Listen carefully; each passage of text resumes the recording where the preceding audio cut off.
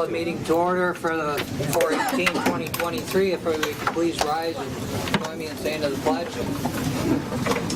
I pledge allegiance to the flag of the United States of America and to the republic for which it stands, one nation, under God, indivisible, with liberty and justice for all.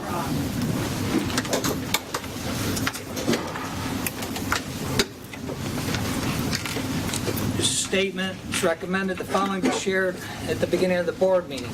Therefore, I am sharing it with all of you. It's important that the Board of Education meetings are structured and efficient, so to allow the board to properly address the set agenda items in a civil and respectful manner. While New York state law does not require boards of education to have a public comment period, the Board of Education finds civil and respectful public input to be valuable and important. To promote this, the following structures have been put in place related to public input portion of the agenda. First, public input will be at the end of the agenda. This allows the board to address all agenda items in a timely manner, does not discourage or unduly delay members of the public who are attending related to the agenda items if the meeting agenda is significantly delayed due to the individual speaking to the board about non-agenda items. Second, we will set a total time limit of 30 minutes for public input, with 20 minutes dedicated to agenda items and 10 minutes to non-agenda items. Each speaker will be limited to 3 minutes. A request to make public comment sheet for those wishing to participate in the public comment is located over by Ms. Leon. If you'd like to fill out a sheet, please grab one. You can speak at the end of the meeting. Otherwise, they have to be turned in at the business office in advance. Concerns about individual students or staff are not to be made at public comment. If you have such concerns, the board clerk or superintendent will provide you with how and whom to should share your concerns. If a member of the public wishes to address the board, but the time allotment expires for public input, the person may write the board by sending any comments to the board clerk, or they may sign up to speak at the next regularly scheduled board meeting. Finally, the Board of Education will listen to public comment, but will not immediately respond to the speaker. This is so that the board has time to fully review any questions or claims and respond as appropriate. Thank you. So moving along, the routine matters.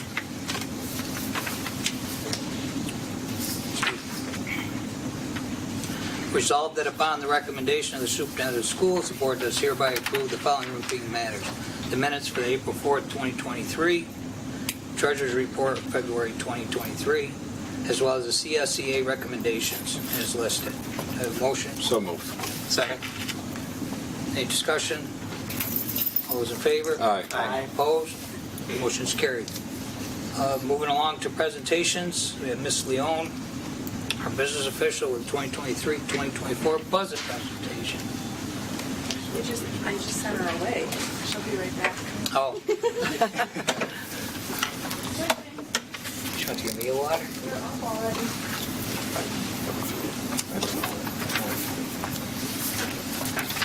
Anyway, with that being said, she'll be right back. Yep. Came back. It's Yeah, we're good. all right. Well, welcome everybody. So tonight we're going to present the budget to the board. We had 5 very in-depth finance committee meetings that began in early February. So tonight we're going to do an overview and certainly are receptive to questions, but I think that we've got quite a bit of information here. We will start with Mr. Becerra. He will talk about the program and the instructional pieces and what it looks like going into next year, and then I'll follow up with the funding and the resources. All right. So as our pattern has been for a number of years, we like to start off with why are we doing all this stuff? We're going to be talking about, or Ms. Leon is going to be talking about specific numbers, and that's certainly important, but we want to start with why do we do all of what happens in the school. It's about hopefully helping the students. So we wanted to highlight some things that the budget is working on supporting for our students and their families. Obviously, a couple of the primary things that have been a focus for us are K-12 overall curriculum plan. As you know, over a number of years, we've been engaged with trying to meet some of the standards and requirements of the state. Even though we're happy and pleased that we're no longer going to be identified as a district in need of improvement, we still want to keep it that way. And so we want to continue to work on the things that we've been implementing. A lot of that, the repeated theme, is consistency and coordination. And does one hand know what the other's doing? That's going to be a key component of everything that we talk about instructionally. But we've talked a lot about that, so I'm not going to talk in great detail about that. But the K-12 program, the data, using data to inform our decision makings, which is an approach that certainly is endorsed by the state. There's certainly a lot of research that suggests that that's the way that you get the best results when you use that information to inform instruction. And certainly that directly applies to our intervention services. We're continuing to work on innovative programming. While we're working on the core program, we want to do things that get kids excited about learning. So that means that we need to be a part of this trend in education of career and technical education, career development connections, working to connect with the regional economy, not only so that we have a good, sound instructional program where kids are learning relevant skills, but we're also a part of solving the issues that our region faces in terms of sustainability over time. So some of those programs are continuing to evolve. Mr. Smith is here, done a great job in our initial year. He's sort of a pioneer in getting our sports management program off the ground. The next layer, I see some information just coming out from BOCES where our exercise science program is going to be the next layer, the second layer of sports management next year, so those things are going to continue to develop and evolve. Associated with that, but an area that gives us flexibility, the continuation of the badging and credentialing work. As you know, that's been heavily spearheaded by Liz Garofalo, and she's done a great job building that program so that we have many on-ramps and off-ramps to learning. We need to recognize that the traditional model of education doesn't really, it's not what the future looks like. It's going to look different. We know that. We need to have flexible learning. Just as, learning after high school doesn't necessarily mean 2 years of college or 4 years of college. It could, but it might also mean relevant training and other skills, industry-recognized skills, and that's where the badging and credentialing comes in. Some of the things that we've continued with, the great partnerships with some of the community organizations, certainly the longest running now, a couple of years in, is our ambassador program, but newer this year is our exciting work with both GLASS and with the Syracuse Crunch. So we're sort of covering a lot of different territory from sports management type things or transferable skills related to managing projects to things like working with GLASS, talking about how do we build sustainable communities by providing those types of services. Could students be potentially looking at a career in healthcare or as an EMT, medic, those sorts of things. It's all important that we continue to work on those things. Also central to the overall plan is how do we address the certainly significant concerns, not just in our community, but communities across the state in the country, mental health and social-emotional learning support. So those are pieces that are going to be heavily included throughout our plan. Some of the things that are tied specifically to that our Connect to Community Schools initiative, which we started getting our feet wet with last year. It's a part of our continued plan moving forward. That is significant because the sheer breadth of connections and contacts that we have in terms of resources for our students and their families is, I think we're still learning all of the different capabilities of that type of connection. But certainly that goes over into that area of mental health support and awareness. This past year, we initiated and plan to continue the person who's specifically designated to be tied to the SEL initiative and work that we've done. We did that for a few reasons. We knew it was an important issue, especially coming out of COVID. We also knew that there was value to having somebody specifically tuned into that, making sure that we were hitting the mark and addressing the things that we needed to address. So Ms. McLaury has been doing that this year. It's, I think, already in the short time that we've had that functional, has paid dividends, and so we look forward to continuing that into next year. And then we've really tried to extend the training, not only to our staff, not only to our students, but we've tried to provide some layers of support for our families. So, for example, when parents or families say, how can we get more involved? How can we play a part in helping our child? We have that group. We have our PAC group. They actually are going to be hosting an event again on Thursday. The theme is, again, leveraging resources so that people who are struggling for various reasons, because we know that there's not one solution to a lot of the challenges we have. We know that it's going to be the school working with families, working with regional resources.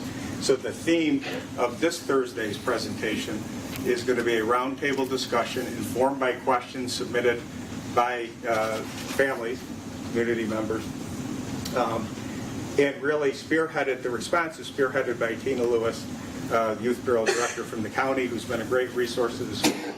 Certainly in the years that I've been in Canastota, she's going to be providing information, connections, resources, things available to our families. So those sorts of things have been critical to our mission of trying to find different ways to engage the problems that we're confronted with. I'm going to come back to later on some other additional work that's associated with PAC, including our mental health first aid training that we've conducted several sessions already this year. We plan to do more moving into next year. Shifting over to the top of that second slide, this is an important, I think a very important point to make. We say appropriate class sizes. Appropriate class sizes. There are a lot of programs, and I can think of a lot of programs over the years. In the years, certainly the years that I was a principal and superintendent, I've seen a lot of programs that have great value. So we're not disputing that there's a lot of things that we'd like to support. I could probably list right now, 100 programs that we'd say, geez, we'd really like to have this. This would be something that would be valuable. The question is, what is sustainable over time, and how do we find that balance between providing opportunities for our students and being responsible to taxpayers? So part of the calculus is we step away from the federal funding, and certainly this year is really the last significant year of the federal funding, and we're going to talk about that. How do we step away from that level of funding and not gut programs, right? We don't want to go through a cycle of cutting programs, cutting people, and not offering things to our kids. So part of our plan is going to be, our budget is heavily tied to how do you do that. So appropriate class size is going to be the key for us. I'll give you the example. One of the things that we struggled with and had, I think, for a number of years, and I've had some questions about this, so I'll address it now. When we talk about our French program, for example, over time, there have been trends. We've noticed participation. Students are not required to take French. Right? It's a choice. So we have offered for years now French and Spanish.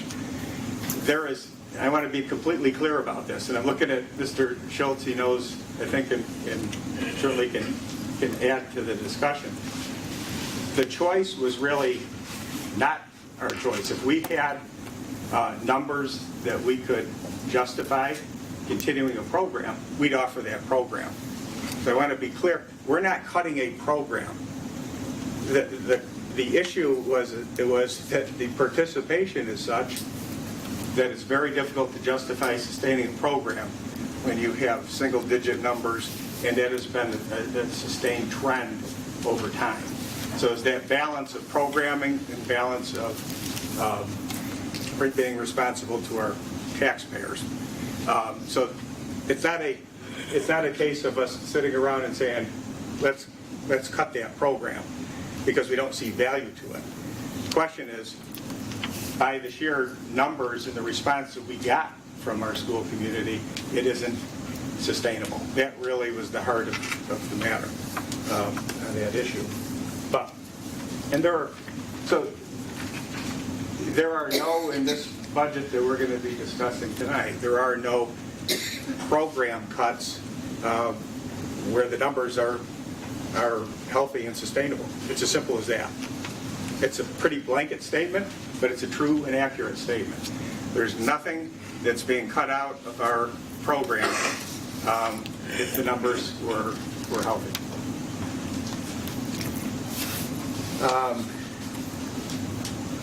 Early intervention, that's been the key to our response over the years. That's something we've talked a lot about. Pre-K programs. We've talked a lot about our facilities upgrades, and certainly that's a big thing on our radar now because we're closing out that substantial capital project. We have a final phase, a phase 2, that involves some roofing work that's going to be, actually we just started over the break, and it's going to be concluding hopefully in the next few months.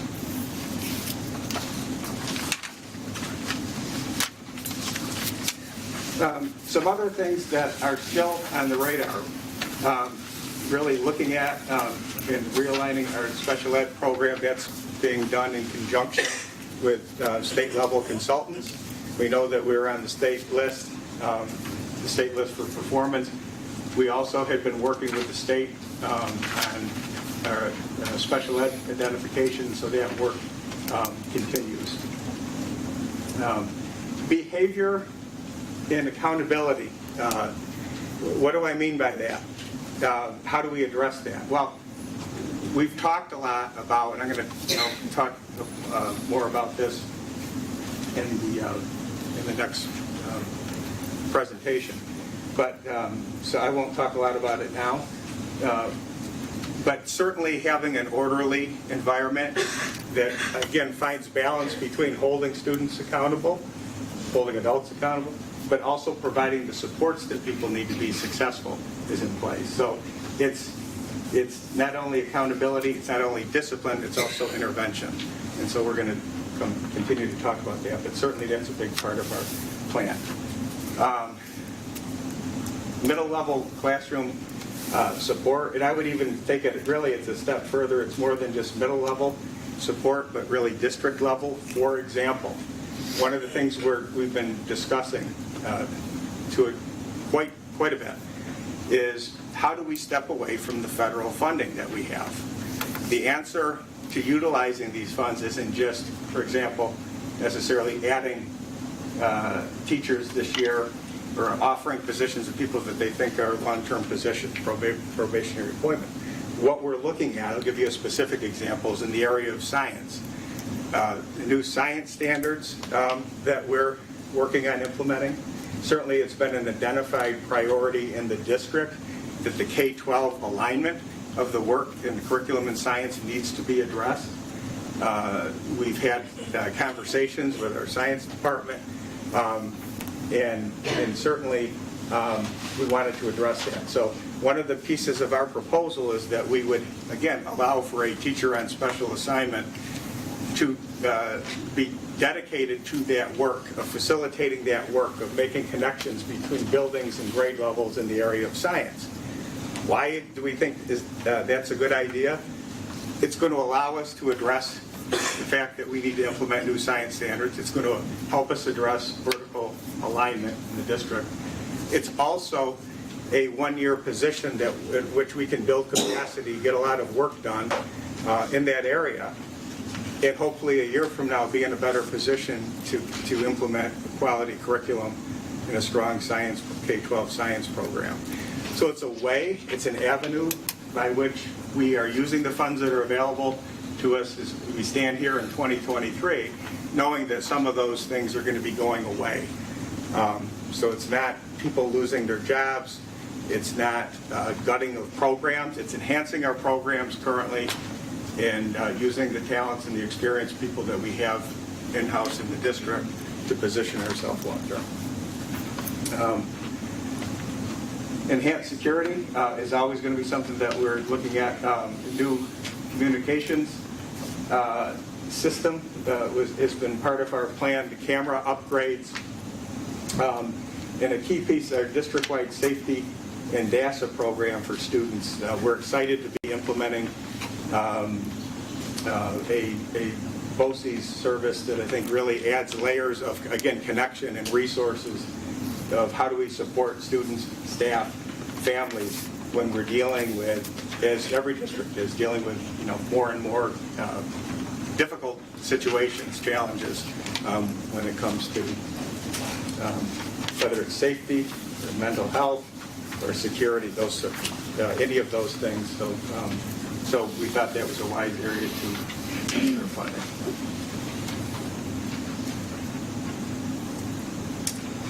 All right. A lot going on. A lot not only as we look into next year, but build off of this year. And I'm going to take the next bit of time here and talk about how do we get where we need to go, what impacts the process that we're working through right now. We're going to look at some of the numbers. We're going to talk about some of the differences that often confuse people when we talk about a tax levy and a tax rate, and just kind of walk through some of these things so that everybody has an understanding if they get a question. So a couple items that impact the development of our budget, and the first one on here certainly is collaboration with stakeholders. This is not my updated slide. This is my old slide. I apologize. I'm going to make a couple changes here as we talk.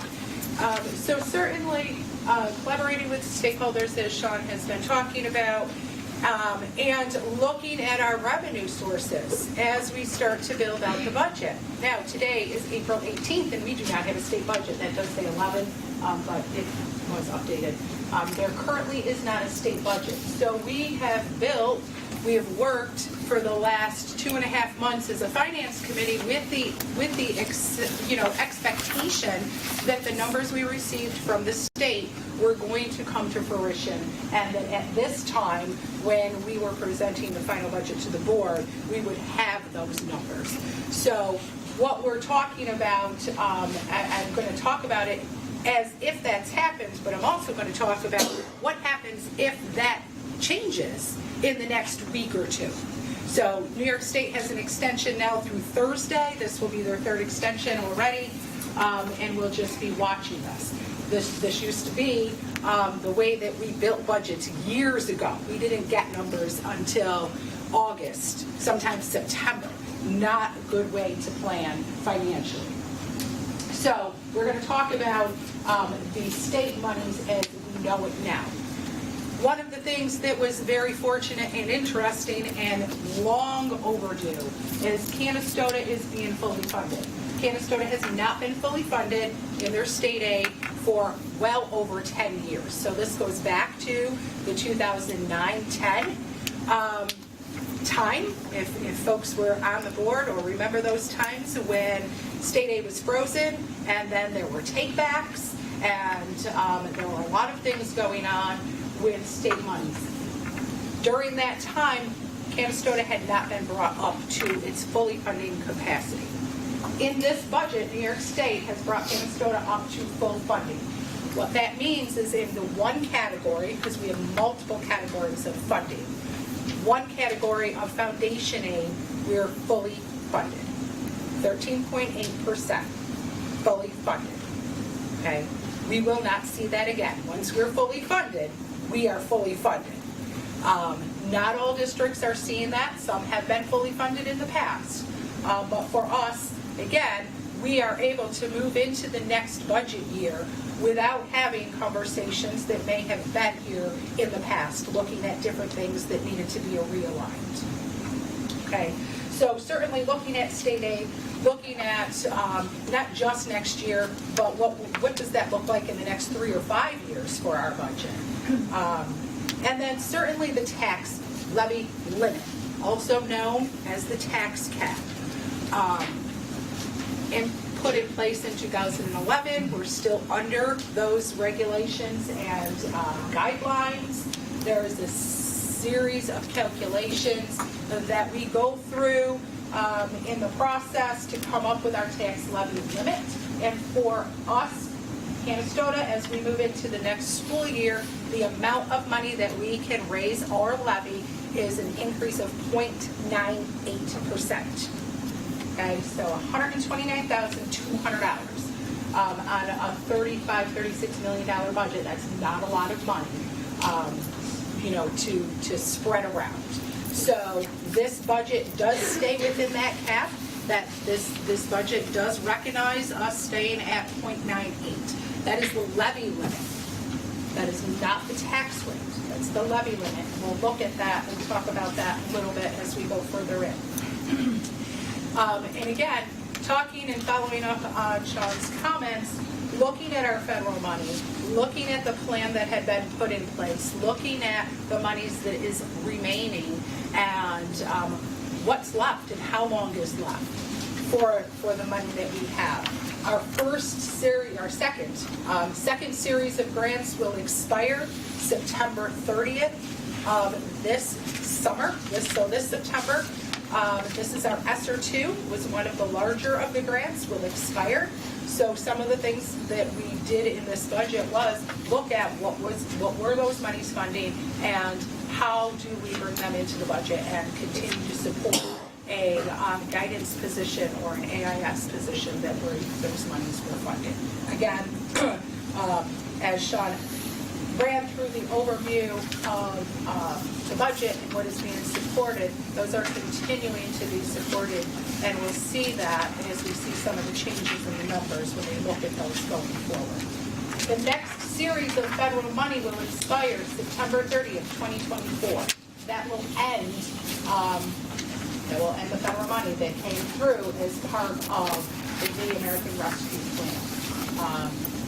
Over the next year, we will continue to look at how do we either absorb or reallocate the 24-25 budget so that what we are using the federal money to support either stays with us or it may look different.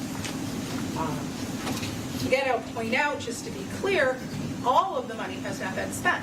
So some of the things that are being proposed and looking at in this 23-24 budget are those one-time items. Where can we get the biggest bang for the remaining money that we have? Where's our biggest need?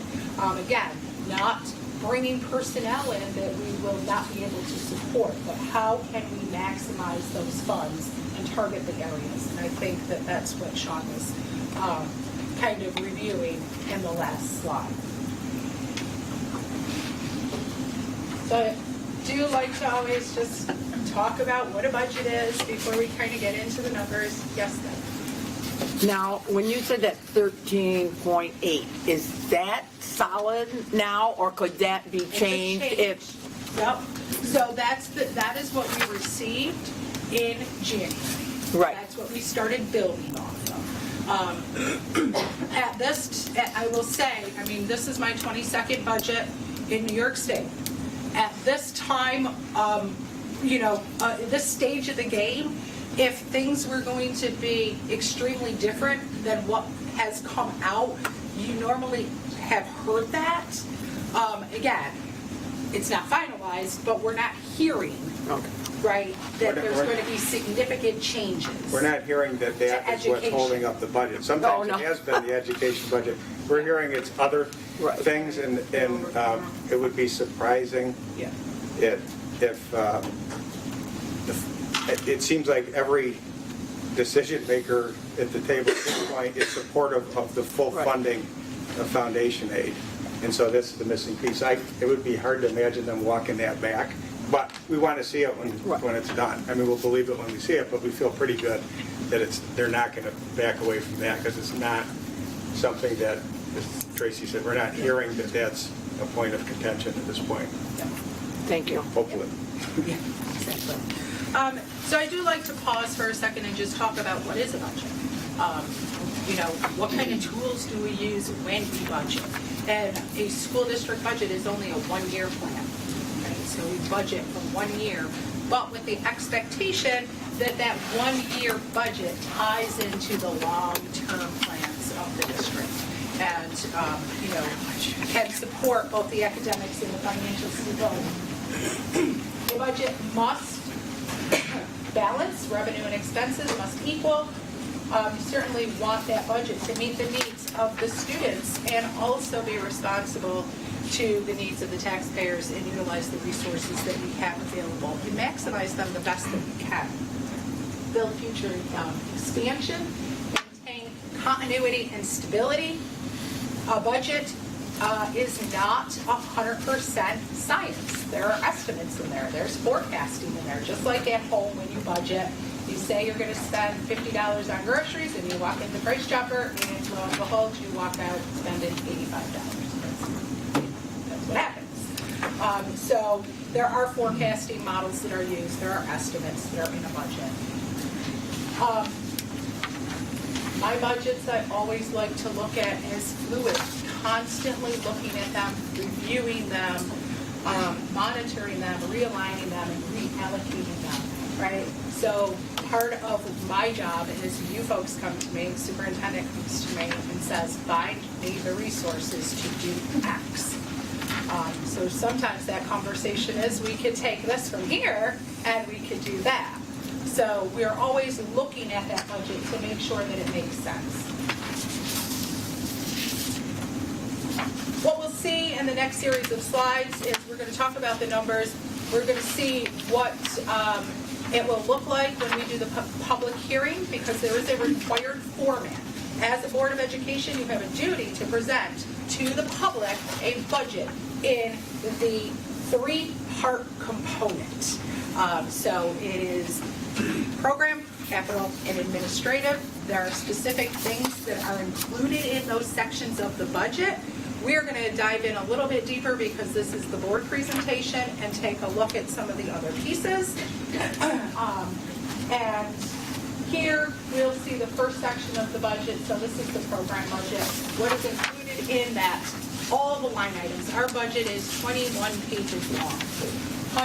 Hundreds of lines. So in this section of the budget is all the instructional, special education, alternative ed, OC-Ed, technology, library, nursing, guidance, all of those pieces of the budget.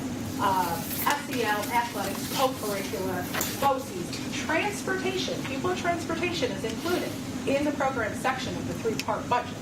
And then all of the related employee benefits. All of those pieces to support the plan being rolled out as we see 26, 363, 078.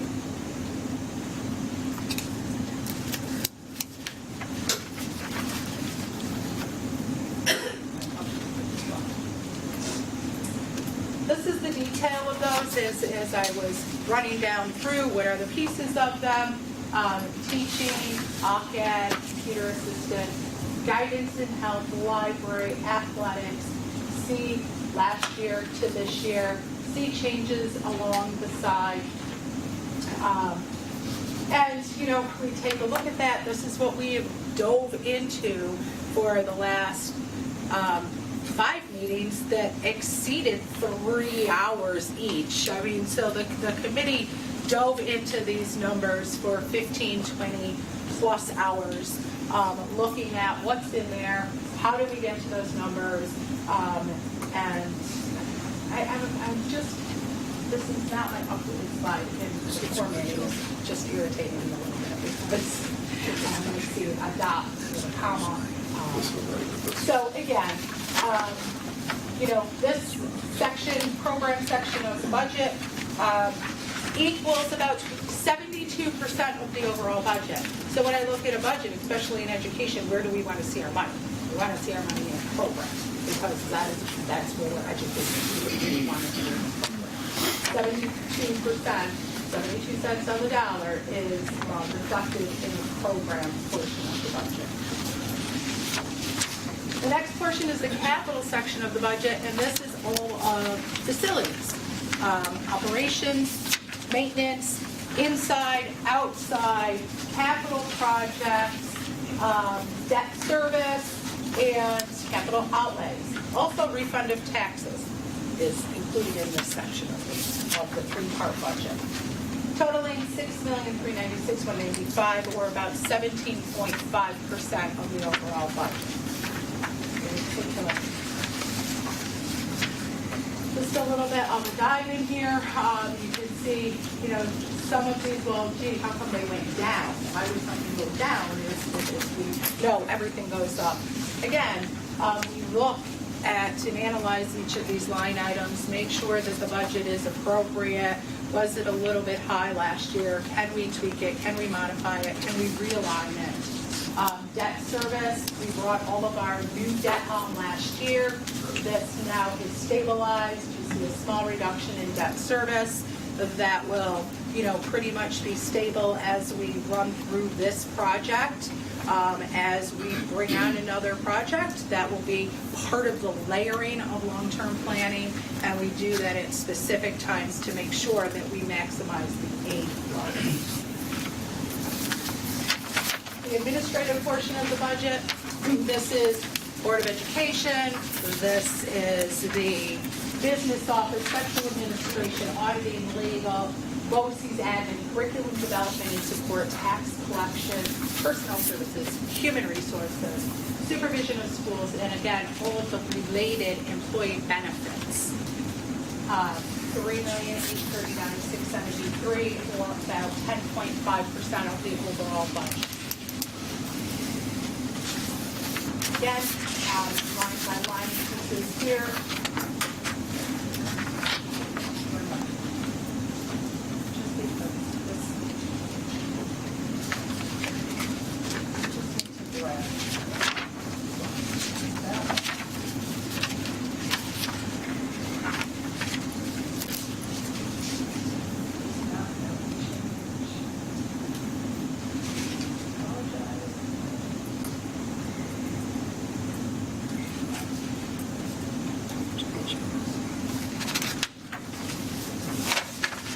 Again, 3.8 million, or about 10.5% of the overall budget. We do have some changes here, as with anything. One of the changes that we do have in this section of the budget is the HR piece that was approved at the last meeting or two ago, and that will carry forward into next year's budget. And we'll look at this in summary and see what that looks like. So again, broken out by the independent categories of the three parts. This year's budget that we're currently in, $35,311,605. Moving into next year, the proposed budget is $36,668,946, or an increase overall of 3.84% budget to budget.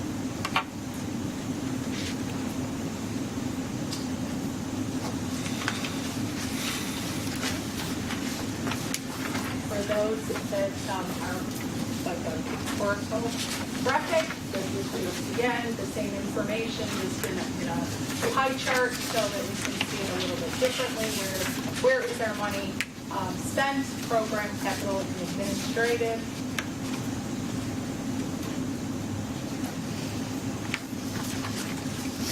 And then we'll talk about the state aid. We started to talk about that a little bit.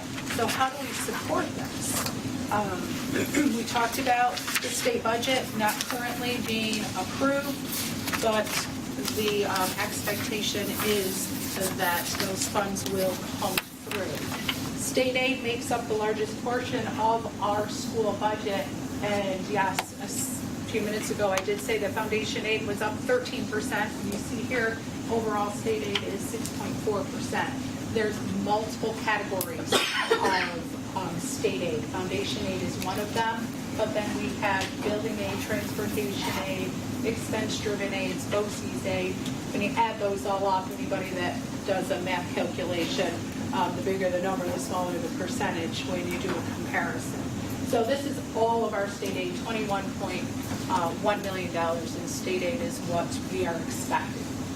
Other revenue, $984,000, up over 100%. Other revenues, just a variety of small types of revenue streams. But we talk about what that changes. That changes as we went to self-funded insurance. There are revenue pieces that come in to offset some of the expenses. So you'll see a portion of that is accounting for that increase of other revenue. Reserves and appropriated fund balance are a portion of this budget to balance it, and then certainly the tax levy. Again, I talked about the levy limit being 0.98. There it is. Last year, this current year, our levy is $13,106,000. We'll be moving to $13,266,000, 0.98% increase. That's on the levy. So when we look at the total revenue, balanced to the total expenditures of $36,668,146, we can see that we have increased revenue by 3.4% equal to our expenditures.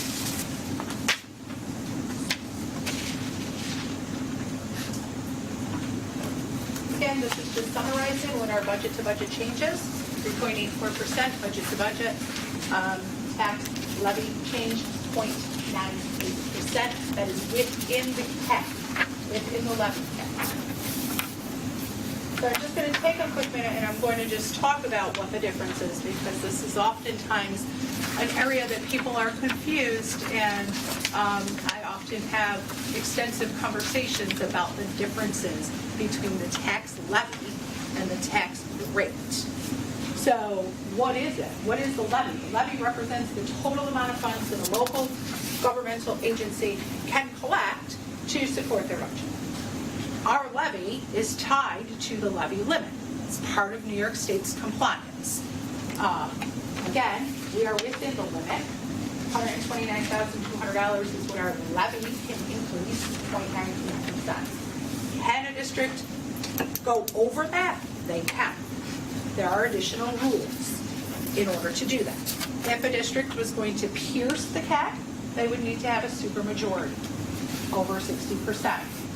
We're not piercing the cap, we're within the cap, so we would need a simple 51% vote in order to pass our budget. So then what is the difference between the tax rate? The rate is a percentage, and percentage used to determine how much a taxpayer pays on the per thousand of the assessed value. So we, school board, sets the levy. That's the amount of money. That's one piece of the calculation that goes into calculating the tax rate. So again, sometimes people will say, oh, so my taxes are going to go up 0.98%. I don't know what that number is because we only have one piece of the calculation. In order to get the tax rate, we need the levy. So once we have an approved budget, we'll know what the levy is. We need the total assessed value from the counties. We get that in August. And we need the equalization rates, which we get in August from New York State. Those three pieces go into a calculation, and then they determine the per thousand rate. What makes things a little bit more confusing is that as you move between municipalities within a school district, they have different equalization rates, and those equalization rates cause your tax rate to be different. So I could be on this side of the street, and I'm in town A, and my equalization rate is 100%, my tax rate is one thing. go across the street and I'm talking to my neighbor, you're in a different township, your equalization rate is different, your tax rate is different. So it gets confusing, but if you go through the calculation, your taxes would be the same if your home was assessed at the same value. So I like to do that, so do it again at the budget hearing. It's just important, I think, that we talk about it. All right. So what do we have out there for propositions? We have a budget vote for the expense portion of the budget, $36,668,946. The board is going to be asked to approve a resolution tonight, so that will be the budget that goes up. There will also be a second proposition for the purchase of 365 passenger vehicles at $510,000. Again, this is one of those mechanisms that we use. Our transportation aid is 90%. So when we replace our buses on that 7-year cycle, we're receiving 90 cents on a dollar back from New York State. And then there will be a third proposition, as we do have 2 board seats open that will be voted on. Questions, Mr. Booker?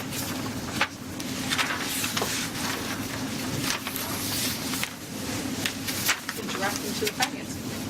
Sure.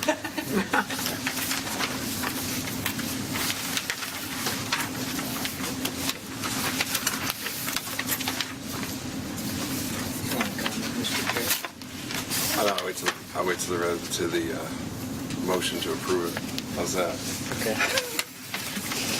You can do that. Any questions from the board members? Pretty thorough, I thought. We'll hear it again in 2 weeks. Out of curiosity, the in-service, that's for like superintendent's days? Like trainings after school and superintendent's days and anything that they'd get like in-service credit for? Staff? What page are you on? Page 8. In-service, Tracy, I'm sorry? on their program budget details, the in-service numbers, the definition of, That's for like the in-service trainings after school, superintendent's days, things like that staff get credits for? Not necessarily just for Okay. credit, but for professional development. I mean, it may or may not be earning some type of... So it could be, Credit. right, it could be something that somebody is earning credit for. It could be payments to people that are doing different types of things. It could be people that are coming in and working with the district. It could be part of BOCES that are doing different things, a series of PD, PD alignment. You know, it's alignment, it's PD. It's just this series of different types of things, but some of it could be direct payments to staff. Gotcha. Yeah, I was just thinking about where I've heard the term before. Yeah.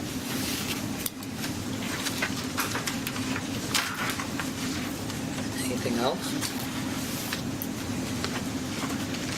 Okay. Well, with that being said, resolved that upon the recommendation of the superintendent of schools, the board does hereby adopt the 2023-2024 budget at that'd be very small. That's a blunder. $36,668,946. Do I? so moved. Second? Second. Is there any discussion? Just a quick thing. I think this is a really very good budget overall. It addresses what we do. I do the comments of long-term sustainability for the district. I think is a big deal. But I will bring up the point that Debbie brought up here is if the state does do something, we will have to get together. And the 21st is the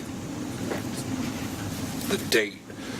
We may have to have an emergency meeting to change if the number changes out of the state. So just be prepared if that happens. That's all I got. Any other Questions, comments? All those in favor? Aye. Aye. Opposed? Motion is carried. They're increasing already. Resolved that upon the recommendation of the superintendent of schools, the board does hereby approve the tax levy limit be set at 0.98%. Do I have a motion? Second. Is there any discussion? Okay, all those in favor? Aye. Opposed? Motion is carried. Up next is District SEL Behavioral Intervention Update, and I believe that's going to be Mr. Becerra. Just a little bit. We just wanted to give you a fairly quick update of what, you hear that term a lot, you hear SEL, you hear people talk about discipline or bullying. There are certain terms that come up all the time relative to schools. So we wanted to just spend a little bit of time talking about some of the things that I alluded to earlier, things that are incorporated into this year's budget that are going to be sustained into next year's, but also wanted to give you some practical things. When you hear this, what are we talking about? How are we trying to address some of these issues? And so I think there's some examples. The good news is you're not going to have to listen to me talk about that, because a couple of our principals are also going to give you some specific information that I think will hopefully explain some things better. So again, this sort of drifts back into what we were talking a lot about in the budget. We wanted to do things that were sustainable over time. We knew that we had to invest in supporting students. So part of our long-term plan was to be able to sustain these positions and construct a budget that would allow us to do that. So what are the things that have been brought or introduced over the last year or two that are still going to be sustained into next year's budget? It's good, I think, to sort of take a walk back in time and see where we were a couple of years ago. For example, we didn't have a 712 social worker in the district. It has been a crucial resource for us. It's been a position that's been added. Certainly, there's social workers play a key part in being a direct resource to our students who need support. So that's worked well. That's incorporated into our continued plan. That did not exist a couple of years ago. Another gap, when we looked at how we were operating, we didn't have a guidance counselor, for example, in Robert Street. So over the last couple of years, we introduced a 4-6 guidance counselor that's worked out extremely well. Extremely, see Mr. Sadback adding, is that a critical position for the district, and really in particular for the students to succeed. So that is a position that we are sustaining in this budget. Several years ago, we had a school psychologist position that had been reduced. That position has been back over the last several years. So again, reminders of when people ask the question, how are we supporting students and their families who are struggling with these issues? Certainly there's a lot of answers to that question. How do we address it? But certainly a key part of it is having people trained in certain skills who are a direct support, an immediate and direct support on the front lines in dealing with those types of issues. So along also a part of that, I sound like a broken record when I talk about connected community schools, but I need to mention it because it's been part of our budget plan. It is the return on the investment is substantial, and the return to the district and really to the school community is many times more in terms of value than what we expend for that resource. The breadth of resources, as I said earlier, we're still learning about all of the resources that we have. Those are people. Right now we have several people in our district every day who are linking families to these community resources to get, whether it's food, whether it's transportation, whether it's medical assistance, whether it's whatever type of resource they need to improve their life. And we know that kids who are in a better, stable environment are going to learn better. So that's been critically important. So all these things are in the budget. We are currently looking at, and this budget incorporates a plan in which we are looking at ways in which we can even enhance our school resource presence in the district, something that is still a work in progress, but certainly we're sustaining what we've had, and there may be a possibility of even increasing our capacity in that area to provide. Again, it's a piece of the puzzle. It's safety and security. When we're talking about mental health and SEL and those types of things, that is what we're really talking about is the environment that kids learn in, right? So it's talking about physical safety, mental health, and all of those supports that tie into that big picture. And finally, I would add, I can't thank enough the group of parents who've been involved with our PAC meetings. They've really been instrumental in moving some of these initiatives along. This Thursday presentation, that really largely came from them putting their heads together and saying, we need to be part of the problem. I commend those people for saying they're part of the solution. It doesn't take a whole lot of really anything, I guess, if it's just the critiquing of, it's the solution that they've really invested in. And finding solutions to helping the kids has been great.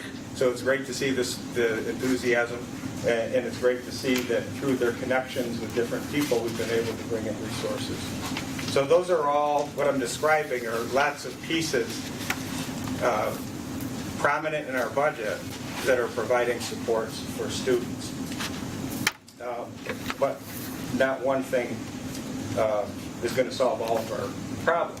So, for example, the mental health first aid training that we've incorporated into this year. We had a round of training that was offered, made available to staff. We had a round that was made available to parents. So we have a cohort of staff, a cohort of parents who actually have received the actual certification for that. Is it 6-hour, 8-hour, I believe, training? It's pretty extensive. And that's going to continue.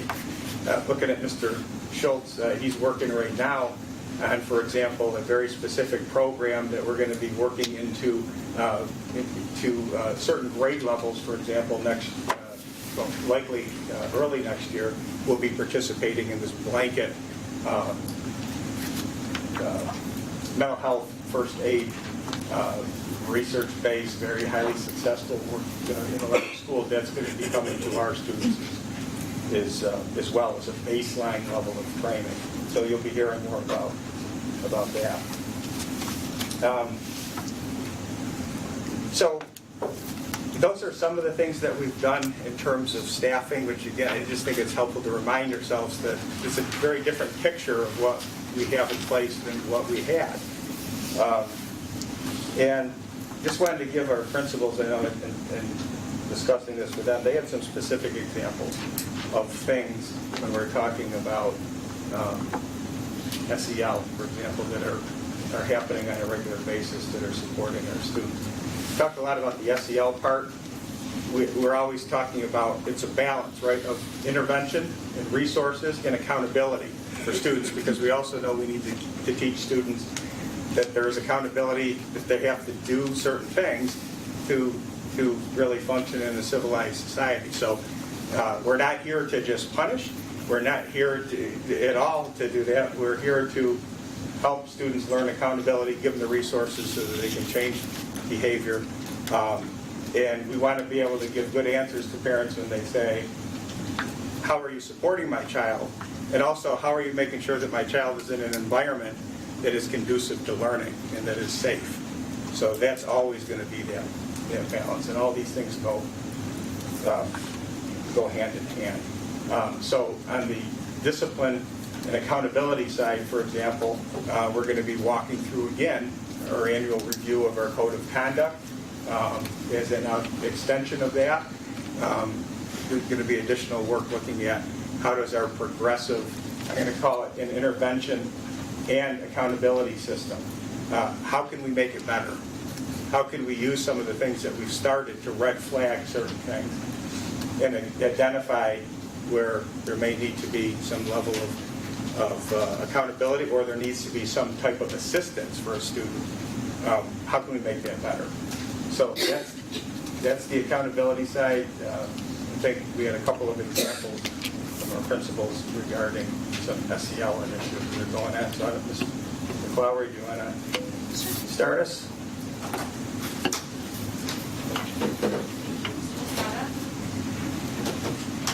Hi everyone, thank you for your time tonight. For those of you who do not know me, I'm Dr. McClowery. I'm the principal at Southside Elementary School. I'll be speaking tonight on behalf of myself and Jenny Birmingham, principal at Cape Earl Street, as a lot of the initiatives that we do are very consistent between the two buildings.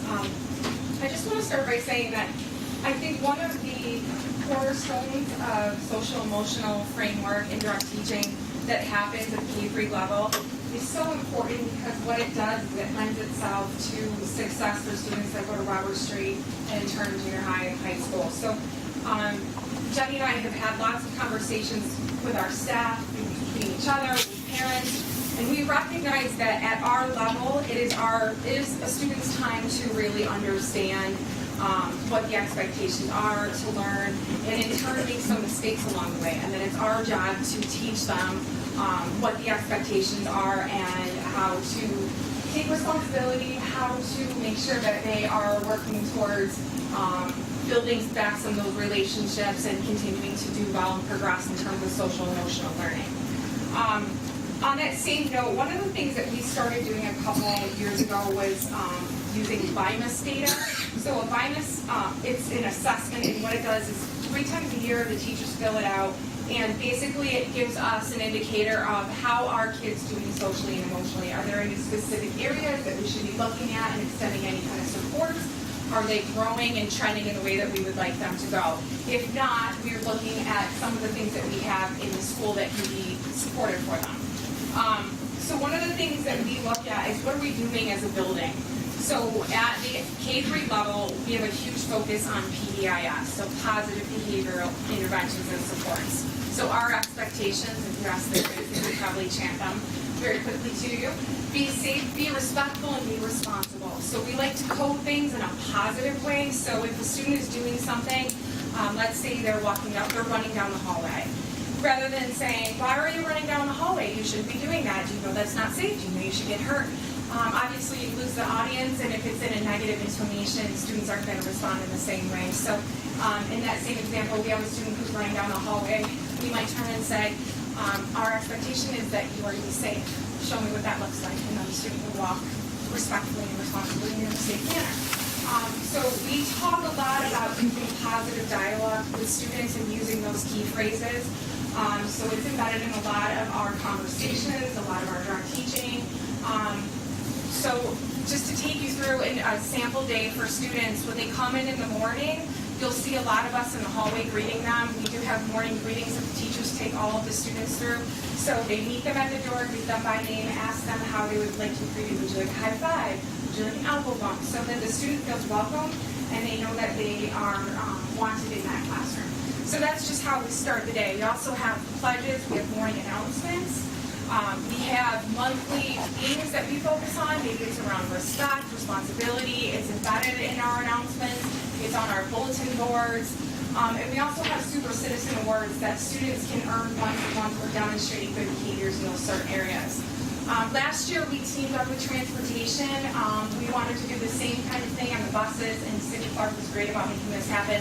So we're also recognizing students who demonstrate those types of behaviors on the bus as well as in the school.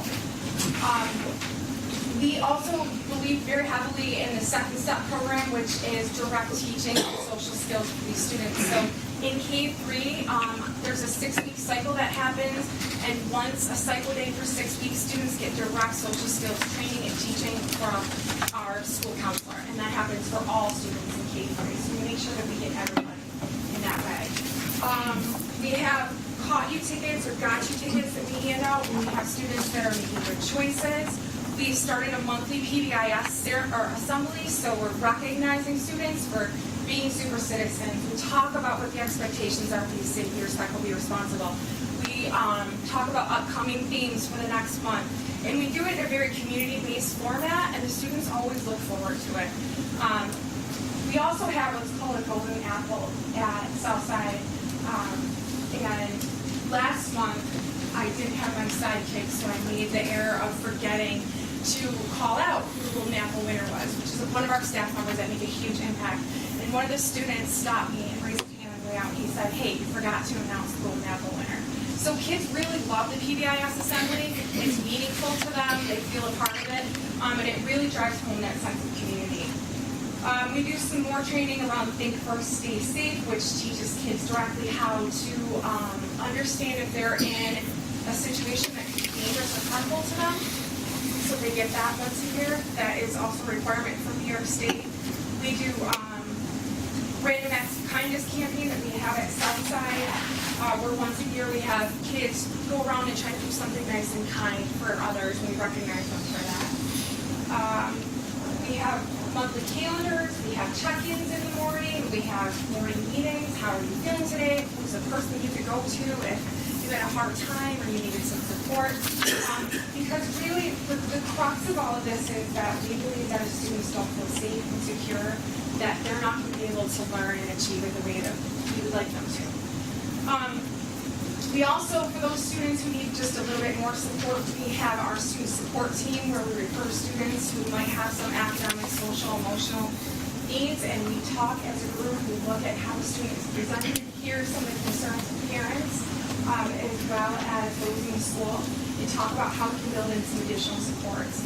We have small social groups in both buildings, checking connect, individual behavior plans, accommodations, modifications, all the way up to functional behavioral assessments and individual plans for those students who have a higher level of need.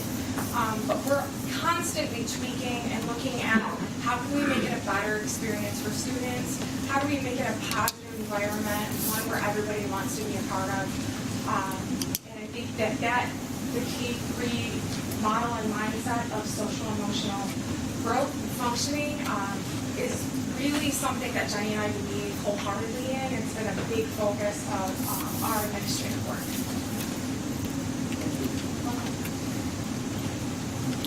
Again, we just want to give you a flavor for when we say this generic word, and that's, what is what's involved with it. So those are some examples at the K-3 level. I think Mr. Sandback had some things he was going to share with us as well. Good evening, everyone. So, I haven't been here as long, but so I inherited some pretty darn good programs, just in my 6 months. So this is, many of these isn't something that I brainstorm, but what my job is to support a lot of these programs. And so some of the things that I just wanted to go over before I get into them is they're based on 3 tiers. We have tier 1, 2, 3. So tier 1 are some of these programs that are designed for all the students at Robin Street. Tier 2 is a little bit more geared towards our targeted students, and tier 3 is definitely our most targeted students. So, and it will start to make sense when I start going over some of these. So, and by the way, we love to use acronyms. So if some of these you might want to say, Derek, what do you mean by it? Just expand a little bit about that. I can just very quickly tell you what it means. All right. So first and foremost, we do what's called a positivity project, and that's every day. And the students get this first thing in the morning. It's about 25 minutes, and the topics, for example, are just have a few. Gratitude. I think we can all use some of that. Kindness, self-control, open-mindedness, humility, forgiveness, social intelligence. So the teachers are the ones that present the information, again, 25 minutes in their classroom before they start getting in their the core areas. And it's a wonderful an opportunity for the teacher and the students to engage in some of these topics. And again, it's every day, about 25 minutes. Okay? And along with that, what we do are monthly, let me just go back to this,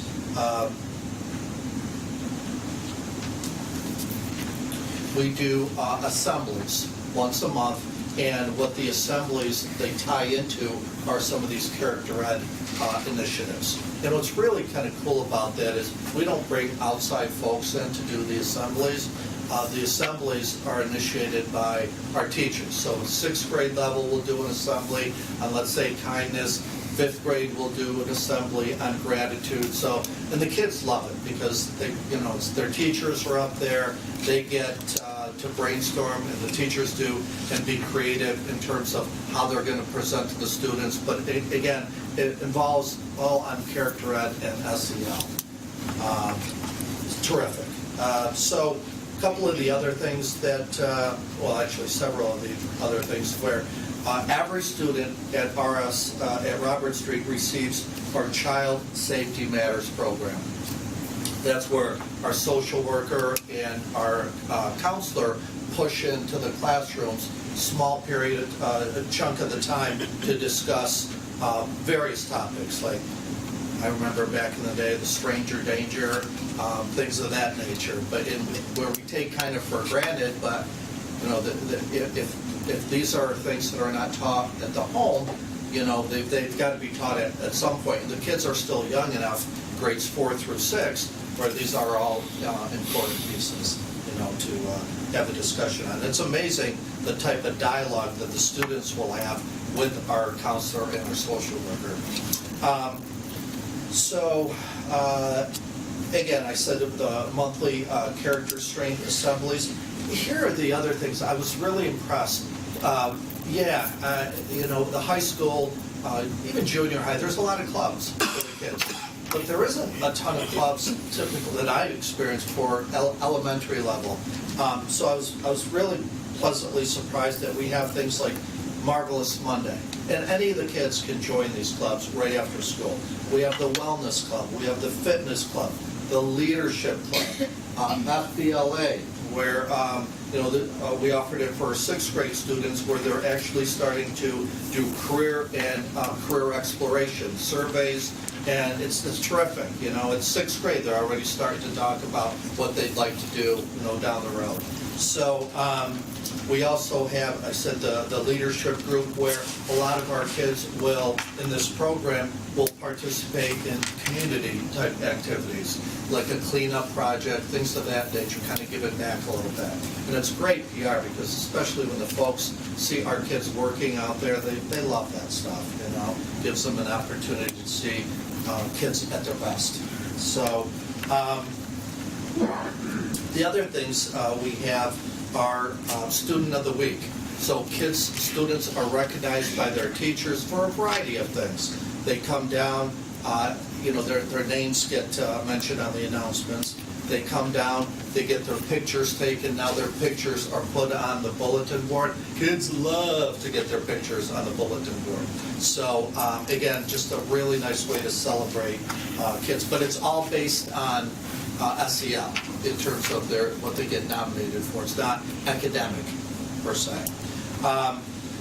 One of the other, and we talked about, the bulletin boards are geared for, character initiatives as well, very similar to what Vanessa made mention. We recognize every day students' birthdays, because that's a really important thing as well. And the students receive, just a little something from their teacher for their birthday. But again, hearing their name on the announcements is really special for them. I also try to, there's a positive message along with, so there's a quote each day along the Positivity Project that's relatable. It also ties into the teacher's lesson. And so I typically go over, and it's pretty, it's already determined, the quote. So it's not like I'm coming up with anything, but what I try to do is add on some of my own additional pieces. And as much as I like to talk, I've never been actually where the announcement is cut off because I talk so long. That happened to me today. I talked so long that I was literally cut off on the announcements. I'm like, what the heck just happened? That's because the announcement, somebody must have just like unplugged me, and I had to go back on and finish up what I had to say. So that was embarrassing. I've never had that before. I've had people hang up on me before, but never on the announcements. So the other thing, we have team meetings, and these are really important. The team meetings are with key people in the building, that counselor, social worker, that really address students' social, emotional needs. Teachers don't always know what's happening on the outside from here. So, but it's amazing how certain key people will find out here through social services, etc., and the information comes back to us. So it gives us an opportunity, and it isn't, it's very confidential, but it's our way to support students in the classroom. So let's say, for example, we know that a student experienced a death in the family, okay, very traumatic. So we also, the teacher wouldn't know that. I used to hear that all the time. I wish I would have known, because they're disengaged or whatever. So that is the bridge for us to be able to communicate to the teachers to say, look, Johnny may be a little bit off, please, handle them a little bit more with kid gloves without necessarily get into the specifics, okay? So, Tier 2.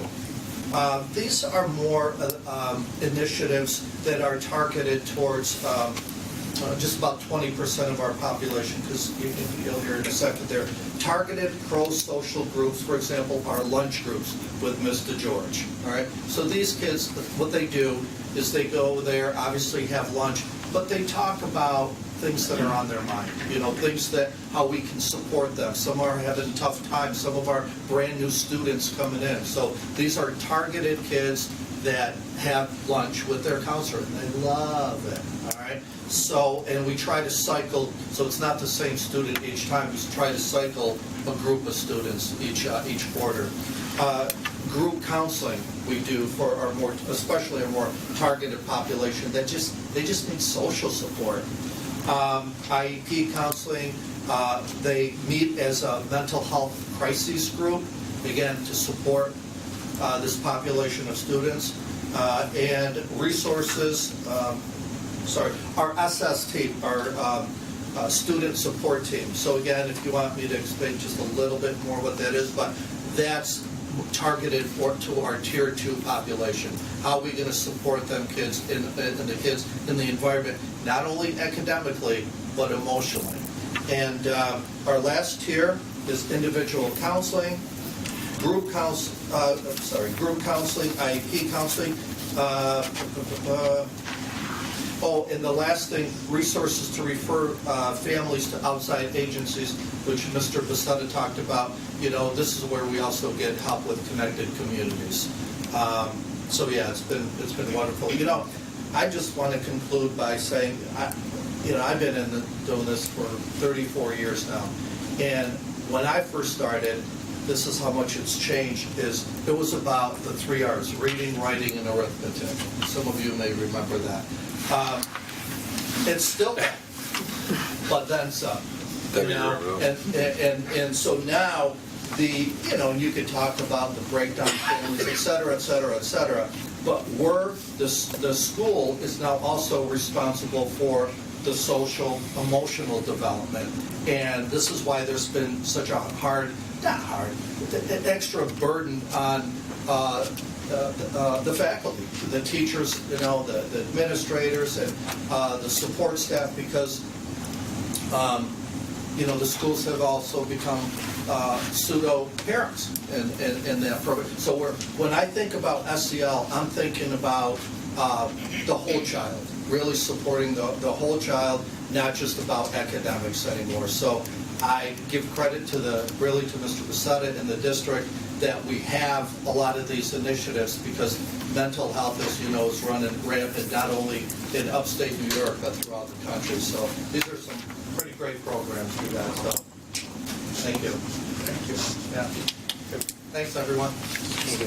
So, again, we just wanted to give you a taste of some of the things that are happening, because you hear those buzzwords a lot, so we wanted to have it actually mean something to Mr. Schultz. I don't know if you were going to go to the... I can speak real quick. Okay. You're going to say there are other things that we want to make Want me this... to- No, go ahead. Go I ahead. was just going to make a couple of comments. First of all, thank you. Thomas, I'll be brief.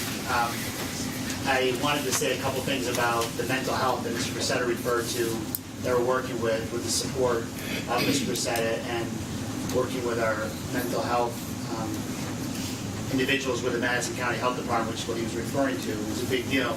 But I also want to recognize Jenna and our students. They have led the way as well in making sure we are helping our students now by a communication mechanism and promotion for students to seek help and receive help by the individuals in our school that are qualified to do it, like our counselors, like our social workers and psychologists. I just wanted to read a few statistics to kind of make it real and really kind of why it's so important what everyone's doing in all the buildings before. 1 in 5 teens has had a serious mental disorder, will have a serious mental disorder at some point in their life. 50% of all mental illnesses begin by the age of 14, 75% by the mid-20s. Suicide is the second leading cause of death for 15 to 24-year-olds. So the program that Mr. Bracetta was referring to and that we're looking at very closely to bring to our school is to specifically train our students to help them identify behaviors that may be of great concern. So I won't go through the whole program, but it's a very powerful program where students are trained to look for warning signs, ask others how they are, to listen up, to help them connect with an adult, and to really understand how friendship is important. This kind of communication, this effort is crucial for the well-being of our students. And so I'm very grateful for this opportunity to work with a program that will be a direct benefit to our students as well. One of the other things I just wanted to quickly talk about was the importance of intervention and helping our students be held accountable, but also working with them. One of the things, first and foremost, for the team that I'm working with at our school, from our counselors to our assistant principals, and working with students is at a very high level because of how they interact with students, especially with those in discipline. It's extremely important when working with students that there is the intervention part and then there's the accountability. And I see that going very, very well in our school because there is an effort to understand what's going on, to change behavior, but also to hold accountable. That's progressive discipline. It's understanding that we're working towards changing behavior, but in the junior high and the senior high school, it's extremely important for order. It's a process that we've followed. And so I'm grateful for the team that I'm working with at the school to do this, because it's very important how you implement it. It's one thing to have a policy. It's one thing to even have a philosophy that you're trying to implement.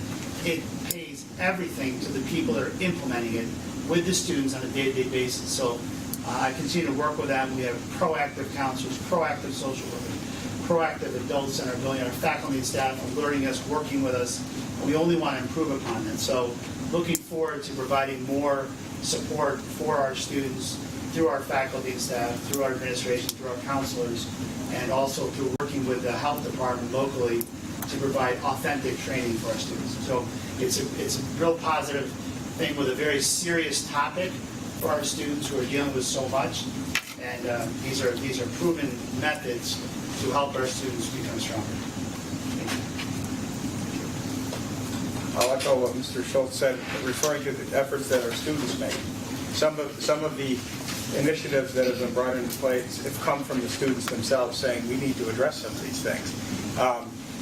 They brought their concerns to our attention, and then they came up, again, the key part, came up with an action plan to do something about it that was positive. They got resources or awareness of available resources to their fellow students.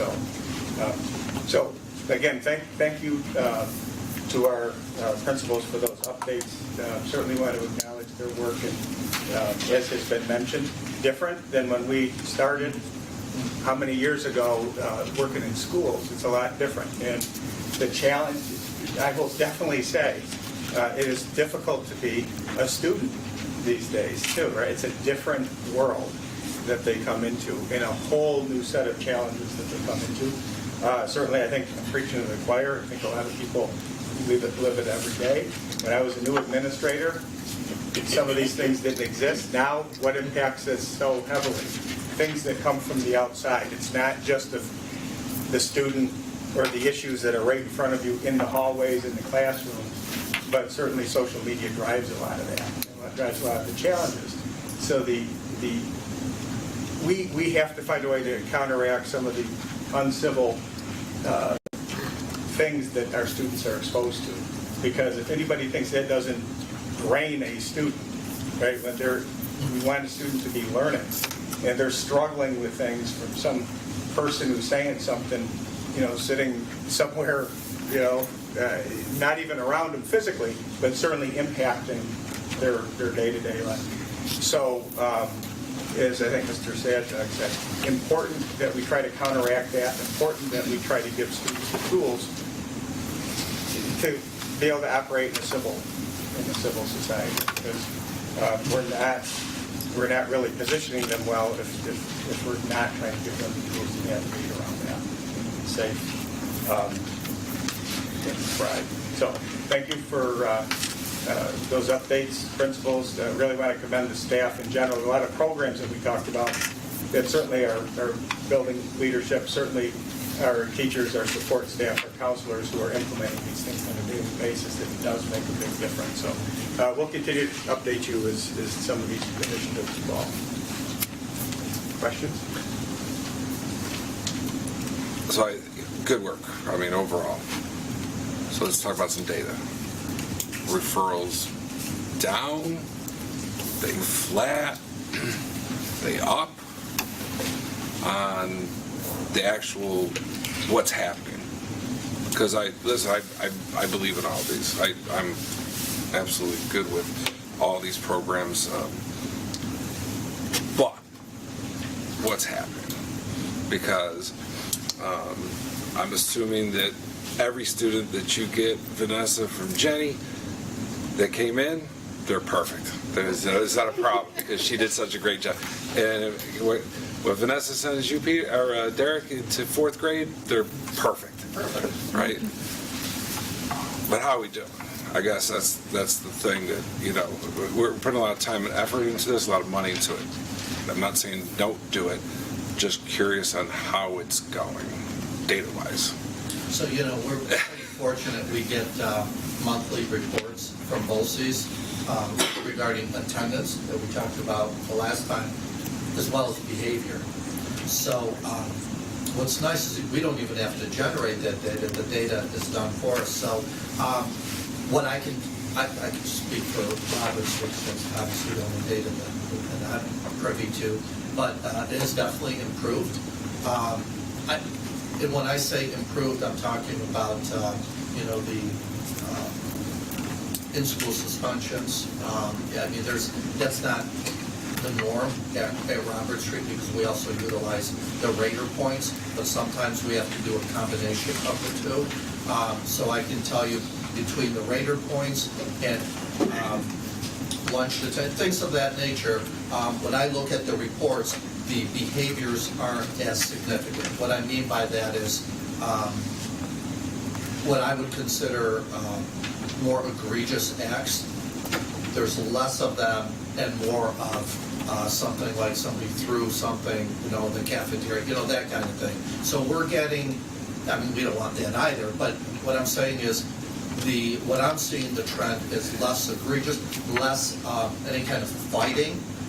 And I think this is where the character ed pieces are helping, because what's nice about it, Bill, is I'm able to use whatever that theme is for the week or that we've had in the past, and I'll ask the kids, so how did you just demonstrate that when you treated someone like the way you did? And we were able to have a talking piece to that. So I really do think those things are helping, as you said, but the proof is in the pudding. When I get that at the month, that data that actually shows that, that's how I definitely know we're improving in those areas. Okay. Not perfect, by any stretch of full kids, but it definitely better. Yeah.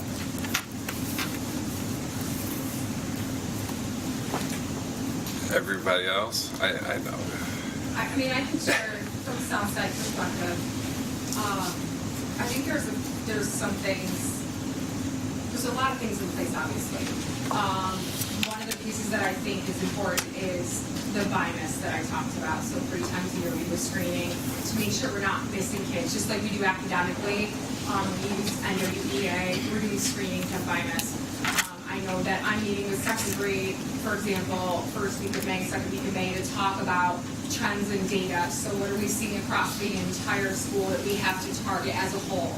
Are there groups of kids that need to be pulled out for lunch groups, let's say, for a couple of weeks to work on some skills? Are there individual students who in my building, that's where I see some of the higher level behaviors come in, that they maybe have mental health needs that are greater than what you would anticipate in a general education setting. So what are we doing to support them? And then also, how are those behaviors driving those referrals? Because they're larger and greater than you would see in the majority of the students. I think the common language of PBIS has been huge. 2 years ago, Jenny and I overhauled the master schedule to make sure that direct social skills teaching was happening for every single student on a consistent basis. I think that has been huge for us. We looked at our data last year, we did an analysis, and we saw that busing was an area of need that we had not been addressing. So we reached out to Cindy, and she was very responsive, very receptive. And so that's when we started our Super Citizen program for busing. We communicate a lot, too, as a team. Before students come to me and make the transition to Southside, Jenny and I meet.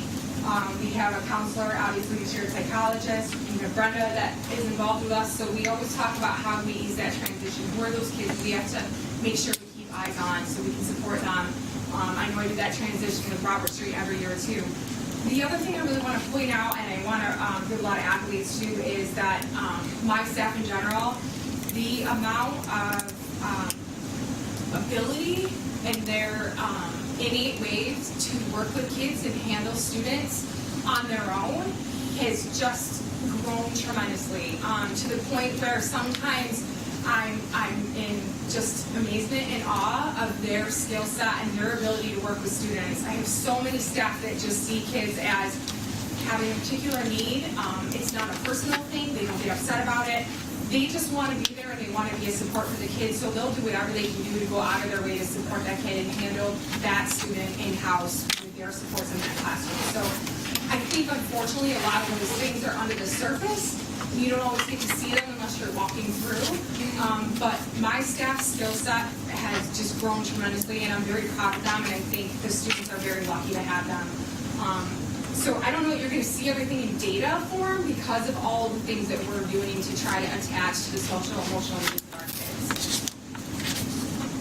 kids. I would recognize that K3 would have a different data set than as we're moving up 4-6 and into the high school. I do recognize that. What do you think, Mr. Schultz? I was quick before, so I'll try to be quick again. I think, well, I'm not really prepared with numbers. I think it's probably about the same. We have a new point system this year, from my understanding, so we did the year before. And so we have that working forward, and we're going to be assessing that in the code of conduct review that Mr. Bissett referred to. So look forward to doing that. I think when you look at the overall, you're always, this has been my experience in administration.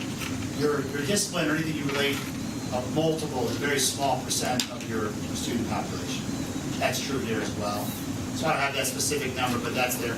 I remain very, talking about the data that comes to us, one of the things I've noticed, and I've said this before, the attendance, big concern. Just what are we doing to intervene? We have some things in place, the letters, the follow-up, but we need more. We need more connections, I think, with students, with every single student, including with our teachers and staff, in the sense of a more organized effort. We have those connections, but I want every student to have, well, they have their teacher, but I want an advocate for them as well. I want to look at how do we do that. It's a big challenge, but having every person in the building, myself included, looking over and trying to figure out how we can connect with students beyond the normal day is very important. So the attendance of our students is I think an issue as well, and they don't always line up. That, well, of course, if they're not here, it's hard to be in trouble, if you will. But the other thing is, we've also have students that aren't here, and vice versa, where we have that small percent I'm talking about. Their attendance is good. So we have that opportunity for them to intervene and change their behavior as well. So the assessment's going to be very good, I think, to review what we've done and make some changes. We have some ideas of what we want to do. We also want to give students hope. Okay, sometimes if you bring, and we've made some adjustments even on that with the points. Sometimes if you go to levels, if your points get too high, it can kind of restrict you. So we've made some adjustments to make that work with students so that it would solve behavior and regrouping to bring that to more positive. So I think we're numbers-wise probably close to the same as far as referrals and things like that, but again, I think there's a lot more to the story. And it's true that the students face a lot, just the way we all do. They're our culture, and that isn't going to change. So we've got to go after it, be proactive, and be true to our mission, to what we're doing for these students, for every single one. And we're even looking at what is a referral too, because that's the number, but should it be, should it not, what should be? So I think it's even, as Mr. Schultz said, big picture, a lot of pieces to it that are being looked at. The weather's getting nice. Be prepared. That's all I can tell you, right? Because that's what we've been reported on since for 7 years now. It's the weather's going to get nice, and we're hearing it on the village side too. I mean, we're hearing that the nice weather last week created stuff, our students. So, Bill, can I just add to, interestingly enough, and I've seen it, that it's been a trend wherever I was. It's typically 5 to 7% of the general population. Sure. So when we talk about referrals, and that's where the interventions come into place, but it's amazing where I've been, and you take, again, that 5 to 7%, and the 93-94% of the kids, every day they're doing what they need to be doing. Absolutely. Yeah.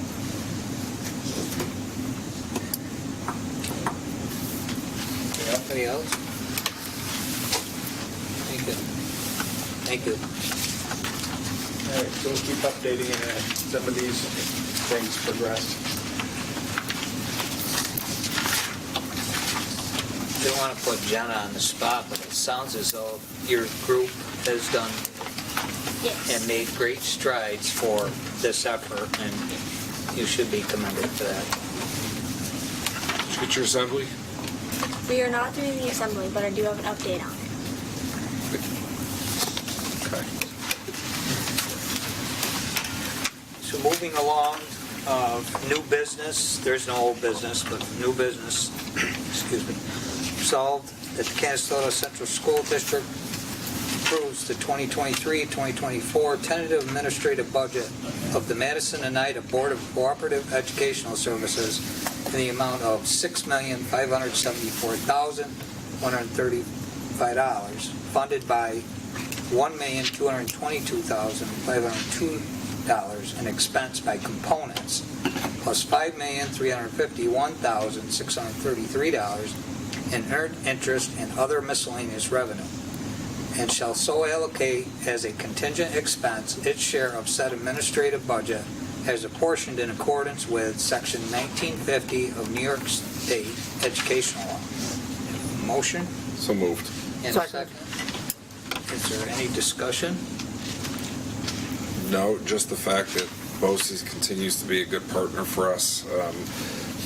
We attended their annual meeting. Their focus is to start pushing out more like we have here with sports management that we're covering here. They covered, we've got CNA or early childhood here. We have that already. We have it here, but they're looking at other things. So we have an opportunity to basically grab some more of the other districts here, but also other districts may be able to open up some additional opportunities. So, like I said, I think they're a great partner. Great. All those in favor? Aye. Opposed? Motion is carried. Resolved that the Canastota Central School District Board of Education authorizes the clerk to to submit and certify its ballot in the name of Richard Engelbrecht of Madison Central School District to serve as a member of the Madison and Oneida Board of Cooperative Educational Services of the sole supervisory district of Madison and Oneida counties for the term of July 1st, 2023 through June 30th, 2026. For the seat currently held by Mr. Richard Engelbrecht, Oriskany Falls, New York. The ballot will be submitted to the clerk of the Madison and Oneida BOCES on April 19th, 2023. I have a motion. Second. Is there any discussion? All those in favor? Aye. Opposed? Motion's carried. Resolved, the Canastota Central School District Board of Education authorizes the clerk to submit and certify its ballot in the name of Donna Isbell of the Morrisville-Eaton Central School District to serve as a member of the Madison and Oneida Board of Cooperative Educational Services of the sole supervisory district of Madison and Oneida counties for the term of July 1st, 2023 through June 30th, 2026 for the seat currently held by Ms. Donna Isbell, West Eaton, New York. The ballot will be submitted to the clerk of the Madison and Oneida BOCES on April 19th, 2023. You have a motion? So moved. Second. All those in favor? Aye. Opposed? Motion's carried. Resolved that the Canastota Central School District Board of Education authorizes the clerk to submit and certify its ballot in the name of Mr. Patrick Barron of the Vernon-Verona Sherrill City School District to serve as a member of the Madison and Oneida Board of Cooperative Educational Services of the sole supervisory district of Madison and Oneida counties for the term of July 1st, 2023 through June 30th, 2026 for the seat currently held by Mr. Patrick Barron, Vernon, New York. The ballot will be submitted to the clerk of Madison and Oneida BOCES on April 19th, 2023. Have a motion? Second. Second. All those in favor? Aye. Opposed? Motion's carried. Resolved that upon the recommendation of the superintendent of schools, the board does hereby approve the following policies. Policy 8033, graduation requirements, being deleted. Policy 8102, graduation credentials, is replacing policy 8033. Policy 8095, curriculum management plan. Policy 0017 is student registration and pre-registration to vote. So moved. Second. Second. Is there any discussion? All those in favor? Aye. Opposed? Just a quick comment for clarification with graduation requirements. That was a required policy adjustment. So it's basically opening the door to be able to adjust to the state's requirements. That was the intent of that, not to make some kind of, because there are multiple pathways that the state's now advantaging. So that was a necessary modification. And as with all these are suggestions from our legal BOCES. Correct. Moving on, resolved that upon the recommendation of the superintendent of schools, the board does hereby approve the election workers for the 2023 budget and trustee vote as were attached. Motion? So move. Second? Second. All those in favor? Aye. Opposed? Motion's carried. Resolved that upon the recommendation of the superintendent of First, Scott, Yeah. thank you. Resolved that upon the recommendation of the superintendent of schools, the board does hereby approve FDLA's request to travel to Rochester to attend the State Leadership Conference on April 19th and 20th, 2023. So moved. Second. Is there any discussion? Mr. Smith is here to speak to. Yeah. If there's a question. I do, quickly. How many students are going? We have 10 students, 11 students actually. We have one city officer from FBLA who's actually already there. All 10 students are actually in the middle level, which is 5th to 6th graders. We have 5 students there who will be doing speaking events, doing presentations, very high level stuff. There's only 4 other schools in the state that are having this grade level this involved. It's a very, very prestigious thing to add to our school community. More trophies to come home. Thank you. Good luck. That being said, all those in favor? Aye. Opposed? Motion's carried. So, we actually have an item for you now. Yes. It is the student board member update. So, discuss it. So first, I want to congratulate. At the end of March, we had the top 4 for the freshman class, sophomore class, and junior class, and then the honors group for the seniors. We had a dinner for them at Theodore's. The Lions Club put it on, and I would like to thank the Lions Club for putting it on, but also congratulate the students for being in those positions. As well as congratulate, we had 18 seniors that got inducted into National Technical Honor Society, which is through BOCES. That was also at the end of March, so I wanted to congratulate them as well. And that's what Mr. Haddad would like to hear. We're not doing the assembly this year, but we are trying to put together stations for the 16th of May, because it's a half day, and we're going to do at the different stations, there's going to be a presentation on how to cope with mental health and like the different types of mental health, obviously, and try to get like some videos to just like help them cope and figure out what's going on. Just trying to get the mental health out there and make sure they know what's going on and know they have help. And then as well as we have all the nominees for our end of the year assembly. Our group decided on a few today, and we're deciding on the rest at the next meeting. We have our categories figured out though. We have the category of courage, we have the category of perseverance, distinguished alumni, distinguished educator, and community service and public service. So those are 2 of our main projects we're working on. Wow. Impressive. Thank you very much. Committee reports. Somebody got to fill in for our chair for the policies? That's me, I'm here. You are the chair. Yeah. Well, then how about if you lead us off?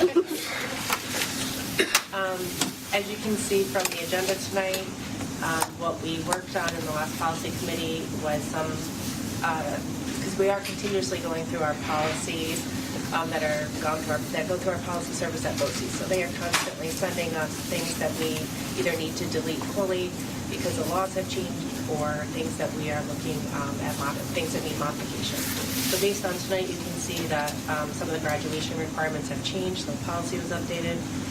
You all got a copy of the curriculum management plan policy that was voted on tonight, and then the student registration and pre-registration to vote. I think that was a new policy, which really just it allows students to be registered to vote at school if they so choose. It's an opportunity for them to do that. So that was what we worked on our last meeting. Thank you. Going a little out of order tonight. Safety, Deb? Yeah. We met Thursday, April 6th at 8 o'clock in the morning, and I figured I wasn't quite sure, but I think there were between 12 and 18 people probably attend. We Zoom it. Jack from BOCES came and basically gave us his update, pesticide, second round of reports, and again comes after, the last round will be after spring break. Water testing to be done in the year 24-25. We now have to submit as a district, we have to submit an emergency remote learning plan. So in other words, that's something new that's got to be included in the safety plan. So in other words, if we were to go on, if we were to go for any reason on remote learning, how's it going to come forth? He also talked about fire inspections.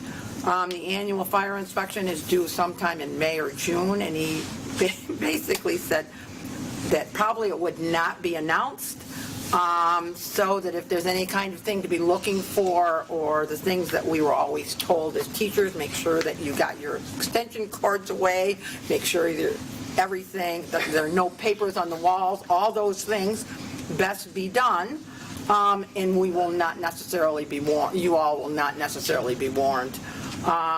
But again, that's just, to me, that's just, that's just safety.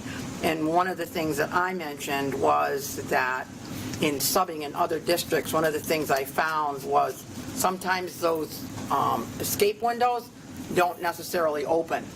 And so you might check those, everybody should probably check those and make sure that they do indeed open.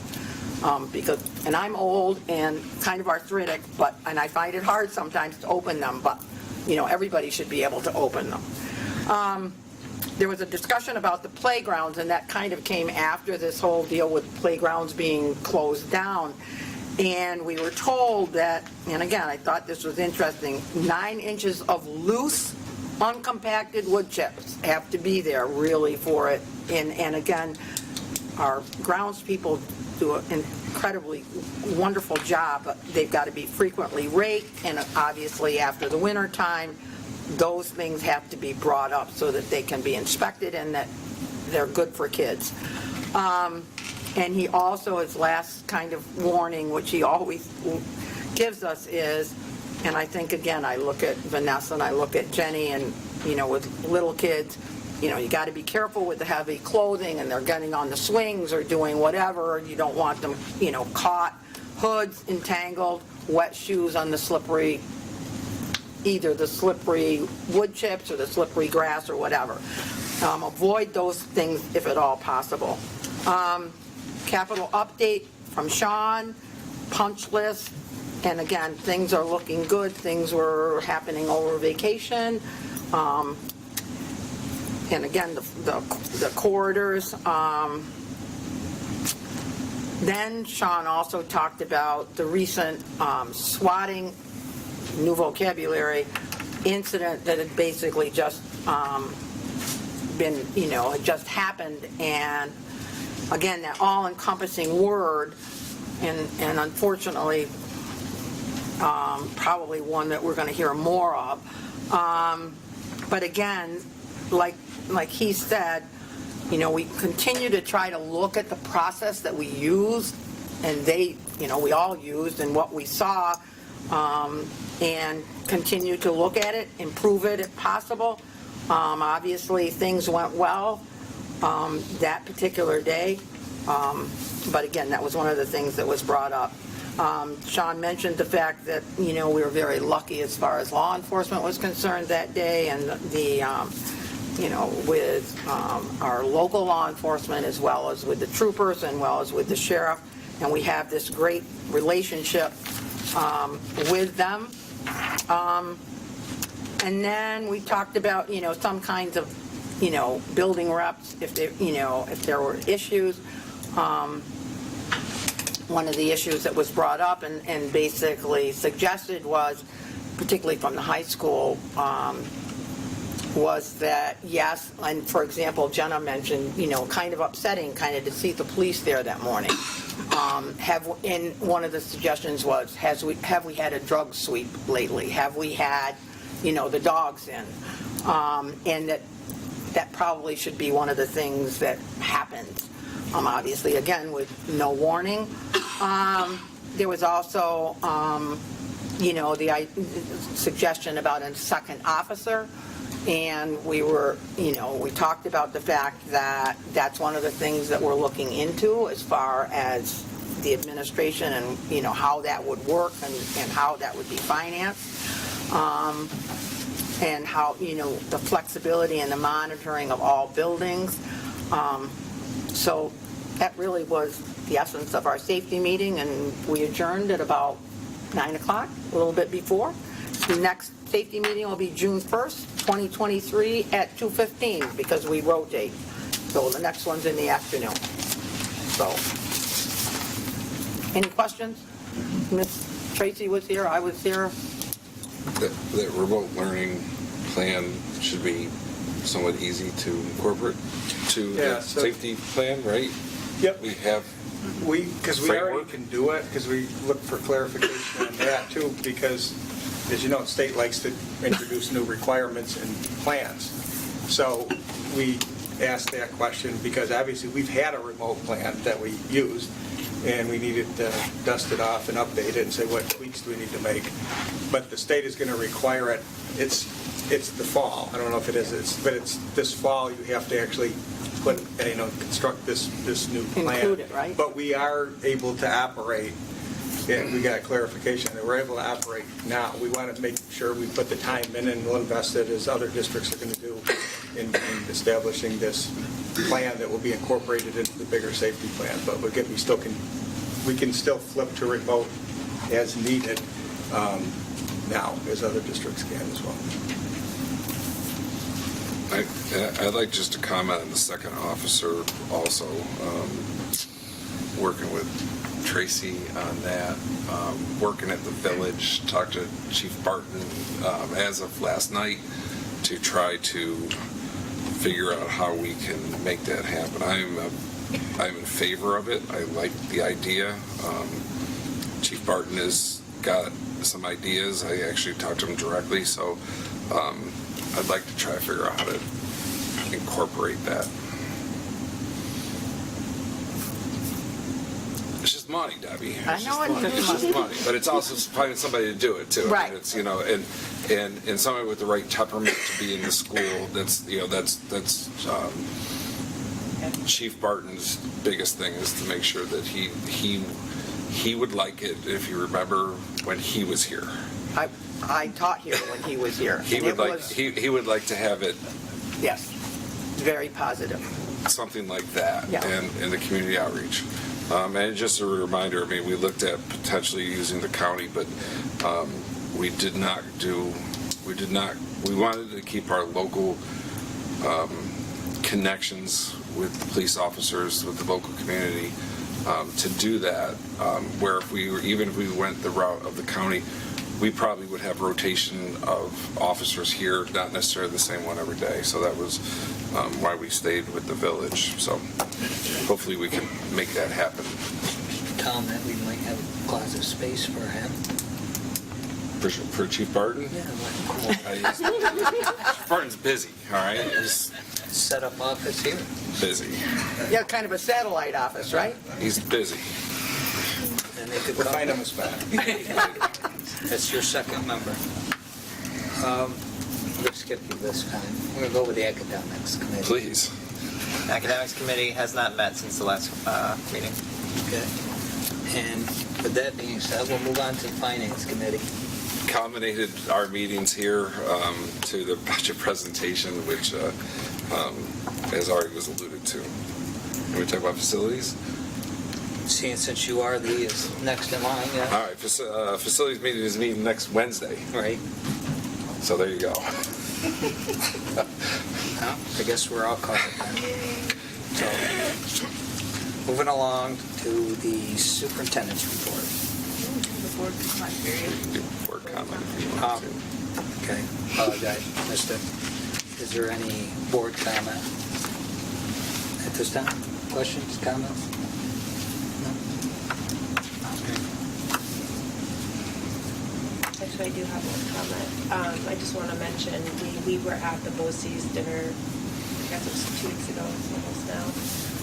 We did have our Canastota people from our band, select choir, and things like that did perform, which was really great. They did a great job. So not only did we get a nice dinner that was prepared by students from all over the county, we also had our students were able to perform. They were the only ones that missed, so that was really pretty cool. They did a great job. And we also had the opportunity for our board representative to be the honorary speaker. Thank you, Doug. Any other comments?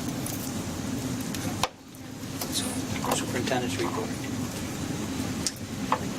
So at the last meeting was the day of that swatting incident that Debbie was referring to. So we did. I made some comments at that point. Now, a couple of weeks removed from that, just want to, with the benefit of hindsight, want to look back and echo some of the comments that have been made, but to certainly thank Chief Barton, because when you saw the big picture of how it played out around the state and what level of impact that had on could we have a regular school day, we were on the fortunate end. There were some districts that weren't nearly as fortunate as we were, ranging from having a lot of sort of disruption to no school at all.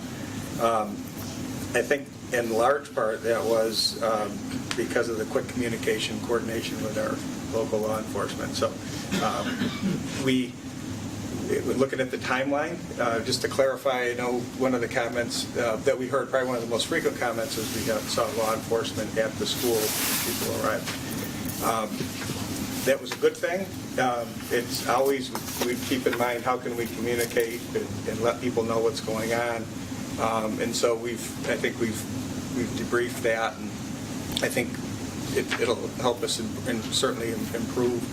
But we were very pleased that we knew that it had confirmation from law enforcement that the buildings had been swept, prior to the start of our regular school day. Again, because of the quick coordination, I think, between our local village police and state police, actually SUNY Morrisville officials as well were a part of that. So thank you to everybody who was involved with that, because we actually were able to know that we had a safe environment for our students to come into, and we had a regular school day, and we appreciate that. Another thing, sort of safety related, we heard a little bit about the playground. The playground caused all kinds of chaos, and it really boils down to this. Some things that I have to do as a superintendent are more complicated, that I have to figure out what I'm going to do. This is one of the easiest things I've ever done, because when the health and safety coordinator comes to us and says, in the interest of safety, you need to do X, Y, and Z, and it shouldn't be open, then I'm not going to overrule that and say, well, you know what, we're going to. So I know that was a sort of thing, something that was, people were like, what in the world's going on? Why is this happening? It literally boils down to, we're coordinating with them. When those people say this needs to be done to keep kids safe, that's what we're going to do. So was it what we wanted? Of course not. We all had a million things that we wanted to be talking about that day. Not why, we certainly did not wake up and say, let's close the playground and drive everybody crazy. That was not the intent. But we will err on the side of caution, and we do the same thing. Again, I get that timing isn't always great, but we can always defend that decision. So simple as that. When they are saying that, when they give us the green light, then obviously we want the community to be able to use the facilities. Couple of other things that we're going to be talking about a lot, but I'm not going to talk about much today, is this the school name, mascot, logo issue. We've been hearing for quite some time that the state may be changing guidelines, requirements about what can we continue to be Canastota Raiders. So the answer is there was some action at the Board of Regents level today. Honestly, we've been in meetings all day. It came out later on in the day, so we haven't had a chance to really digest any of the information.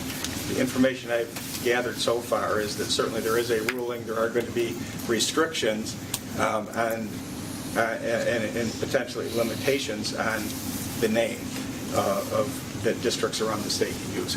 We will withhold further action comment until we are able to actually digest what have the Board of Regents actually done, what is the guidelines and the information to accompany those guidelines, what is that? We need to see it first. But certainly have to acknowledge that's out there. That's going to be a huge topic of conversation, and obviously we're compelled to understand. We need to understand it and see what we're dealing with, and then we'll formulate a plan once we know what is actually what the rules of the situation are. They're going to gather. They're going to shape the process.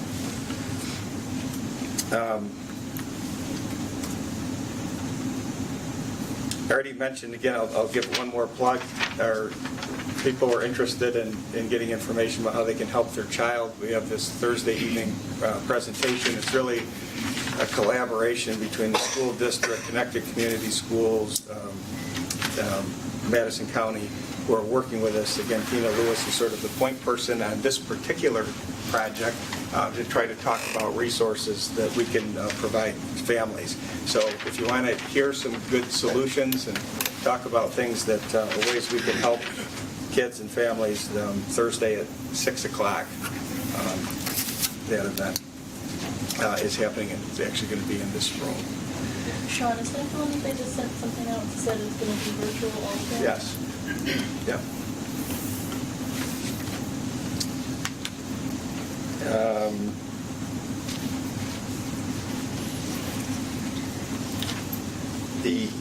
Something that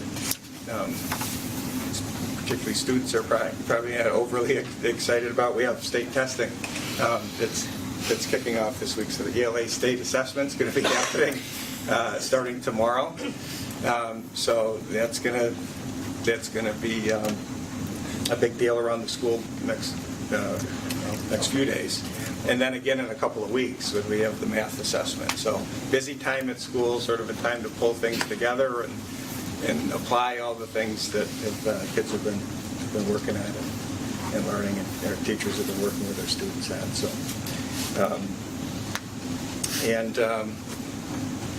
that's what I have. Questions or comments for the superintendent? Thank you. Moving along, personnel recommendations. All appointments are pending clearance on fingerprinting. Under the category resignations and retirements, resolved that upon the recommendation of the superintendent of schools, the board does hereby accept Victoria Truax's resignation as a cleaner effective April 25th, 2023. Do you have a motion? So moved. Second. All those in favor? Aye. Opposed? Motion's carried. Resolved that upon the recommendation of the superintendent of schools, the board does hereby accept Amanda Segroy's irrevocable letter of resignation for the purpose of retirement as school librarian effective May 1st, 2023. Do I have a motion? So moved. Second. Was there a second? Debbie. All those in favor? Aye. Opposed? Motion's carried. Permanent appointments. Resolved that upon the recommendation of the superintendent of schools, the board does hereby appoint Pamela Palmieri as a permanent cleaner at $17.99 per hour, pending contract negotiations effective April 19, 2023, with a one-year probationary period. Do I have a motion? So moved. Second?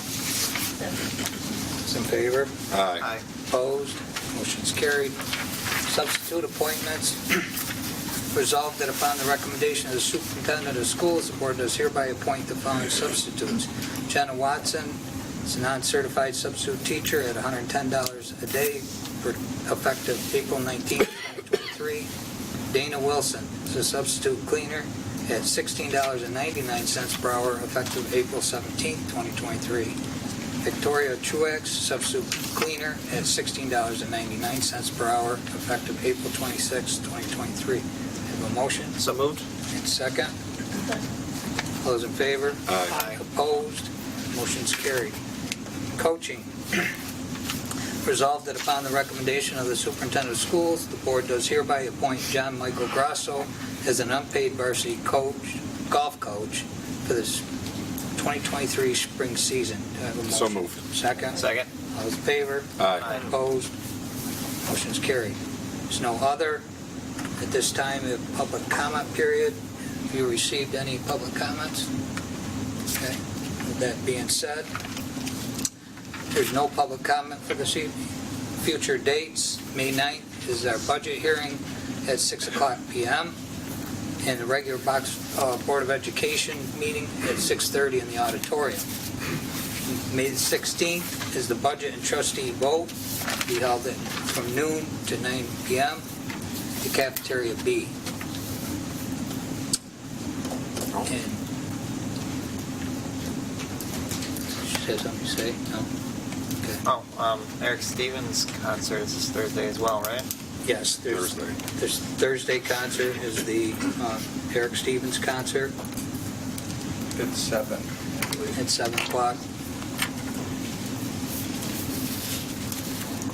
Is BOCES, that showcase, is that open to anybody tomorrow night? So BOCES, We have a spring open house in Madison at BOCES, 5:30 to 7:30 tomorrow. Is for adult education as well? Everything. Okay.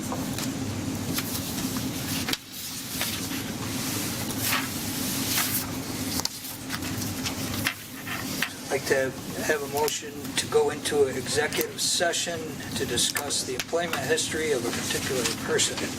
Motion. So moved. second. Those in favor? Aye. Opposed? Motion's carried. We're now in executive session. We do not plan on coming out and acting on anything, so for all of you, thank you for being here, and we'll see you at the next meeting.